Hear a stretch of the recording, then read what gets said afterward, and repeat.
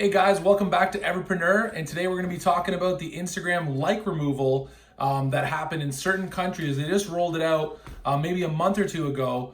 Canada, New Zealand, a couple others, not United States, where essentially if you go on a user's post, you go on their account, you're not going to be able to see how many likes they have. And that has certain advantages and disadvantages that we're going to talk about today. For somebody just getting started in Instagram, I think this is a huge benefit if they decide to roll this out as a new permanent feature, because now you're going to be able to compete where, previously if, I'm a brand new page and I come up with a post and it has 10 likes and 8 comments, whatever, that's pretty, it doesn't matter how many likes I have, but I have 8 comments and people aren't going to judge you based on how many likes you have, right?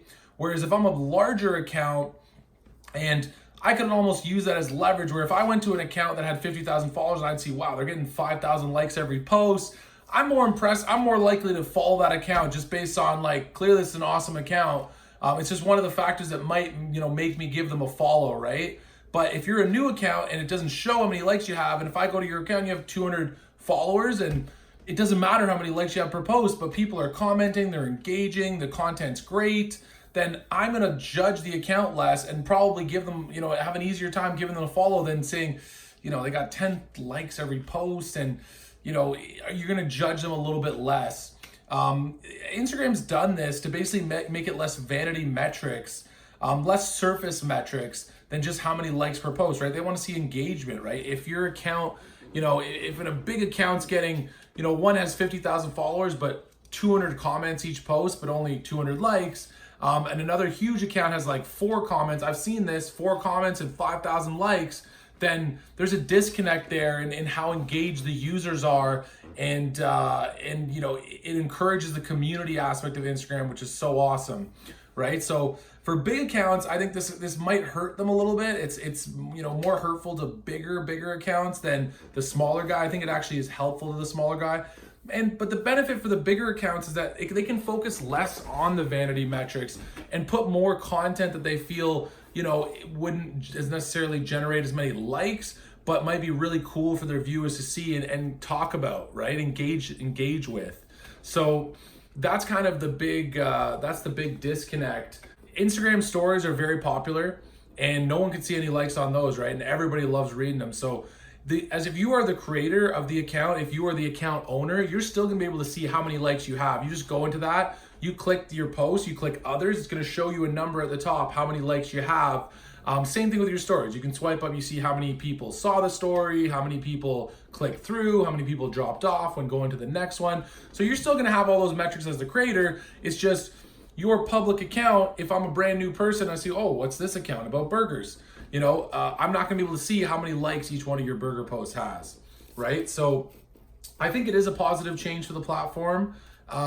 Bigger accounts, I don't think it's as positive. I personally, when I heard about it happening with my own account, I was not too jazzed about it because I got a great amount of likes, right? I got a lot of likes, and I think that people seeing, if people think that likes aren't gonna matter, are they gonna like as much, right? And then them not liking as much, is that gonna reduce your chances of getting on the explore page? It can also make it more difficult for brands to find Instagram influencers to work with. This is a big one because if I have a brand new brand and I'm like, I wanna hire some influencers, I wanna use them for this, and they see that, I'm not gonna be able to gauge how good that account is and how much to pay them, right? I mean, but previously you could use social media metrics or programs that would actually find out the engagement rates of certain accounts, right? It's going to divide their followers by their like counts and then their comments and everything, put those all into essentially a number that you can see.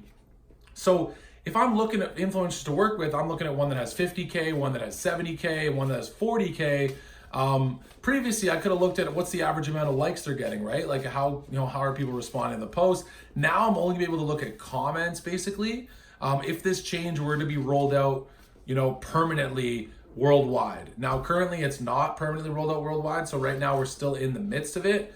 But again, if I'm looking for influencers to work with, it's gonna be a little bit harder to judge. You're gonna have to judge strictly on comments. In 2019, brands do care about more reach and engagement than likes and follower counts. So And it is true. I mean, if you're a new brand and you have tons of engagement on your posts and you only have 20,000 followers, let's say, and versus 80,000, I'm going to go with the brand that it'd have to be ridiculously, like, if they're having 200 comments per post, people are loving it. It's really, a very tight knit community on that page versus, a 70K account that just has 4 comments here, 3 comments there. You're probably going to have more sales from that 20K page just because of how engaged the followers are. Who is going to care more about that product release, right?